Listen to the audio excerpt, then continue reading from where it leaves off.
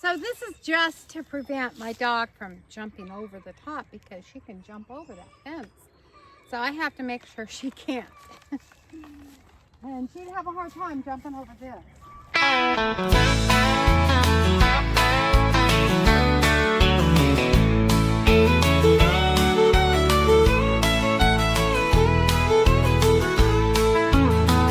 We had a dream many years ago to live life away from it all, to have some sheep, maybe a cow or two, with cats and dogs and goats and an occasional moo.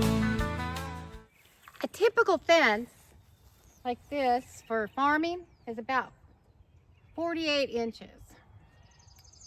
And Great Pyrenees have no problem just leaping over it if they know they can. Sage realized she could get out. That's why I have got to extend this and make it up probably about this tall instead of this tall, and make her a secure place that she can run around and not have to be on a lead. So I'm going to take the paddock and make it to fit her. I know a lot of you have those outdoor temporary garages that you use for shelter. They're all over YouTube. Everybody homesteading has one. Well, we had one too. And it fell apart. Actually, the steer destroyed it. We got it for a shelter for him, and he destroyed it. And so we saved all the poles. And I'm going to show you how to extend your fence with these poles. Now, of course, it's going to be sturdier if you put wire it up. And I probably will go back and wire it up, but I need to get it up fast for my dogs. So first, I'm just taking a pole and I'm extending it higher just in case I want to put some shade cloth or something over top of this. I do have a great big piece of shade cloth that would fit over this, so I'm thinking about doing that.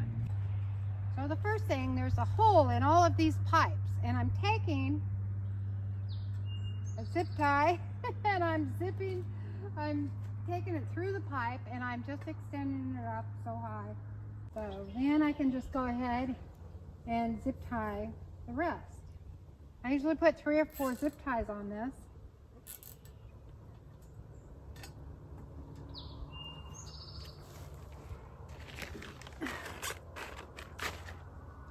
Make sure one goes around the wire and the wire fencing and the post, and get it as tight as you can get it, and then you can add the fencing.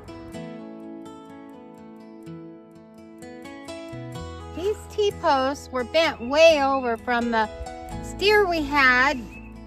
He was free to run this whole paddock. There was no fence in between. He could go in between all of them. And so he pushed down all of the T-posts and bent them. So what we had to do is we had to pull them up with a winch and the UTV, and then put concrete behind them so that they would stand up a lot straighter than they are. We didn't do all of them, we did the main ones.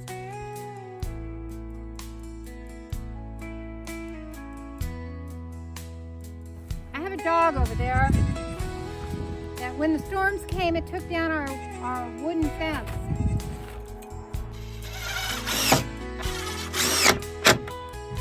Going around finding the loose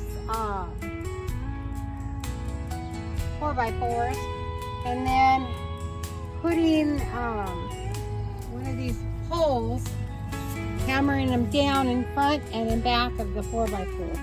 And then if it still needs concrete, then we're going to put concrete. Hammer on all. She was the only one that escaped, but in the process of it, she learned she could get out. I bought some short garden fencing, and I'm going to run that along that top part. and put them in here.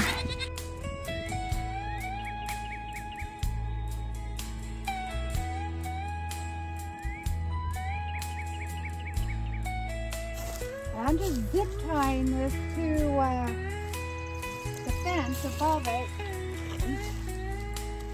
with some zip ties. I've probably gone through 1,000 zip ties so far. Hi, Ads. I love you.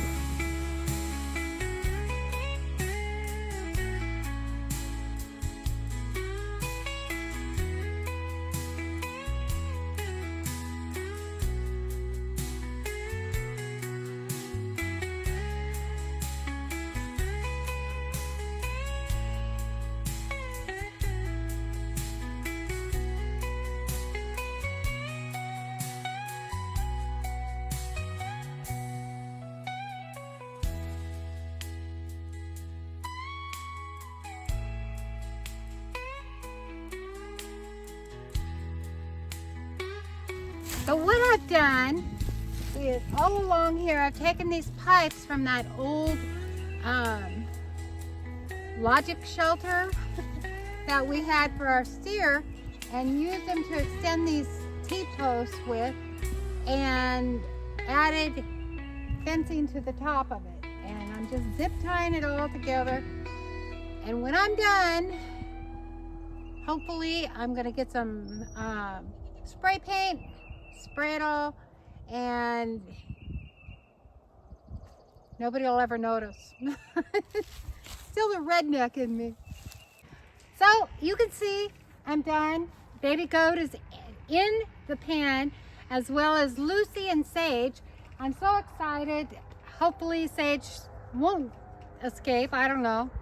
But baby goat's already escaped once into the goat pen with the mama goat.